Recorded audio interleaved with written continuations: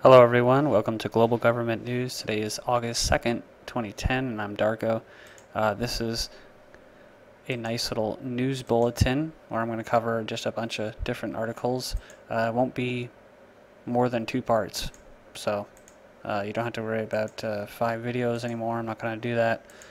I've been getting some feedback on that, and I do take your comments seriously, so if you leave a comment as far as giving some feedback on how a video can be done, or too volume audio, or just too boring or something, just let me know.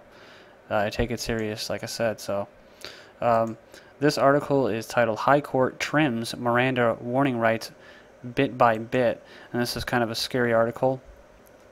Because there's an individual, Scoop something, that's leaving comments on a video that I posted a while back about in the UK about the spy force, civilians getting police powers and that, and the police getting, traffic wardens getting police powers to arrest and search and seize, and I made the point in there about how all the police were being militarized and they were getting more powers in the UK and the US. And so here we go. It says you have the right to remain silent, but only if you tell the police that you're remaining silent. So now you have to tell them that you want to remain silent. They can't just assume it. It says you have a right to a lawyer before, during, and after questioning, even though the police don't have to tell you exactly when the lawyer can be with you. If you can't afford a lawyer, one will be provided to you. Do you understand these rights as they have been read to you, which, by the way, are only good for the next 2 weeks? The Supreme Court made major revisions to the now familiar Miranda warnings this year. The rulings will change the ways police, lawyers, and criminal suspects interact amid what experts call an attempt to pull back some of the rights that Americans have become used to over the recent decades. That's right. I can't remember who it was, but I remember reading an article. It was definitely the beginning of last year where whoever it was, I wish I could remember, but they said that in America, freedom is overrated. And in a sense, that's right. I don't think that people in America, I'm not saying all of them, but I'm saying a good, strong minority, if not a majority of Americans, don't really give a shit about freedom anymore. So I do agree with that statement. Finishing up on this, it says the High Court has made it clear it's not going to eliminate the requirement that police officers give the suspects a Miranda warning, so it is tinkering around the edges. And it says the court placed limits on the so-called Miranda rights 3 times during the just-ended session. Yeah, see, right now it's you have the right to remain silent. Anything you say can and will be used against you in the court of law. So normally you just be assumed that you just don't say anything, and that's your right. But now you have to say that I'm not going to say anything. But it's kind of a catch-22, because then you're saying things and you can self-incriminate yourself. And so that's what this is all about. It's about making it more hazy, making the law even more hazier than it is for Joe Q. Citizen, so that the police and the state can get their sticky little fingers in your wallet and steal as much money as they can from you. And getting you into jail is another way to do it.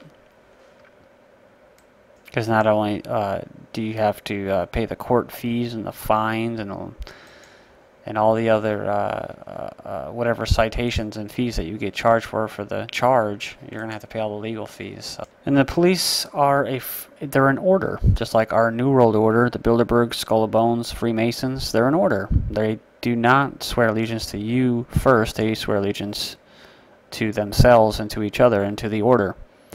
Then the Constitution. So no surprise when it says officers are expected to adapt to changes required by the Supreme Court. This will be no different. So they'll fall in line and they'll take on Americans. But Fisher thinks that the court's Miranda decisions will make it easier for police to get confessions out of people who don't want to confess or who don't know their fucking rights, right?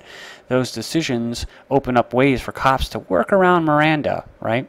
This article is titled U.S.-Canada Plan Joint Exercise with Russian Air Force. You like that, guys? U.S. and Russian fighter jets will take part in a joint exercise this month for the first time, shadowing a mock hijacked airliner over the United States.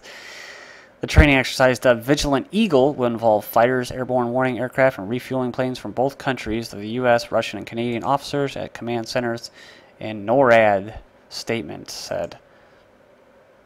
It said the premise for the exercise will feature a mock American commercial airliner that has been taken over by terrorists. So, and let's not forget, as the volcano was spewing ash, there was in Iceland there was a grounding of flights, the biggest grounding flights in history, in aviation history.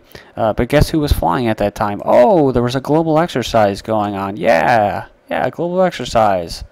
The military was flying over and testing all kinds of different apparatuses. And so just keep this in mind. U.S.-Canada plan joint exercise with Russian Air Force. Usually exercises are performed before false flag terrorist attacks or just attacks are carried out or allowed to occur. Much like Haiti, where they were performing disaster relief with telecommunications equipment. The Air Force was the day before the Haiti earthquake, and they were practicing for a disaster in Haiti for a hurricane. And then the earthquake came. And then the first thing that was set up was telecommunications equipment. This next article is titled Mexican Drug Cartel Leader, quote, Nacho Colonel linked to CIA Yucatan cocaine operations. So it says, this is from July 31st, 2010. It says, how did a Mexican drug trafficker manage to use a CIA rendition aircraft to smuggle drugs into the U.S.?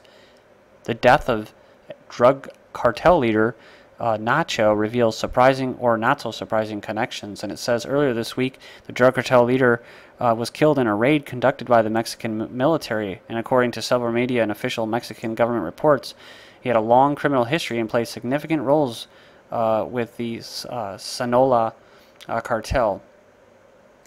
And it goes on and it says that on September, the CIA plane crash and 3 tons of cocaine belonging to the drug cartel. In September of 2007, there was a plane crash in the Yucatan. When authorities arrived at the crash site, they discovered well over 3 tons of cocaine on board the Gulfstream II aircraft.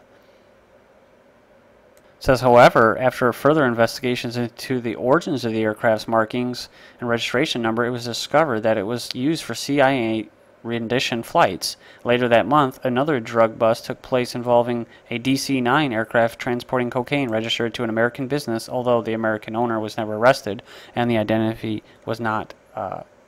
So you might want to go and check that out. The link will be posted. This article is from August 1st, 2010. It's titled Enbridge Warned of Corrosion in Michigan Pipeline Weeks Before Spill. This was a spill in Michigan in the Battle Creek River, I believe. Kalamazoo, Michigan. And it says, Enbridge Incorporated faces a growing public relations nightmare around an oil spill in the Michigan River amid reports the pipeline company knew of corrosion on the ruptured line weeks before the incident. The Calgary, and this is much like BP, right? BP, they were aware, they knew that there was a leak and their little gasket seal, whatever it was. And the head guy at BP, the head engineer that worked on that rig, notified the top people at BP, and they said, keep production going, keep going. It says the Calgary-based company under fire for a 3.3 million liter crude oil spill in the lush Kalamazoo River amid Thursday. The aging line 6B had been subject to more than 100 repairs during the past year, but the ruptured pipe near the town of Marshall had not been tagged as a hotspot in Enbridge's maintenance plan. This was not an area identified for replacement. It says in a new development, Enbridge revealed the underground pipeline, part of its Lakehead system, had been shut down for routine maintenance for 10 hours on Sunday, then restarted Monday morning when the leak was discovered. The pipeline company had previously been told by federal agents to reduce inline pressure along other portions of its network. Finishing up, says Enbridge is no stranger to spills along its vast network of pipelines which flow the bulk of Canadian oil exports to terminals and refineries in the United States. So thank you for joining me in this one part. Please join me in the next part of this two-part series. Thank you.